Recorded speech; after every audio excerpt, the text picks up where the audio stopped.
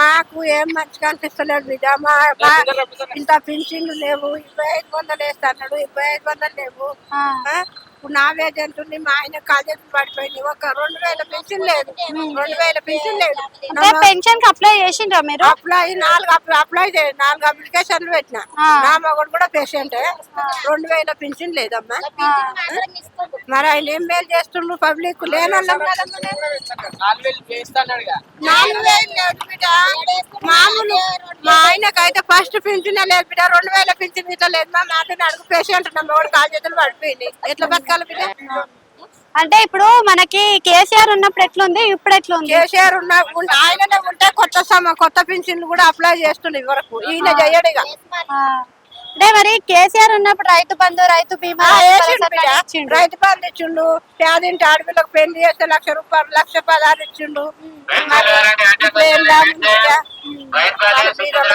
మరి ఈయన పెట్టాలంటే ఏం పెడితే మంచిగా ఉండు? ఫ్రీ బస్ తీసేసి ఏం పెడితే మంచిగా ఉండేది? ఇక అప్పట్లెక్కనే ఉండాలి కానీ లేని వాళ్ళకి ఏదైనా సాయం చేయాలి. Thank you.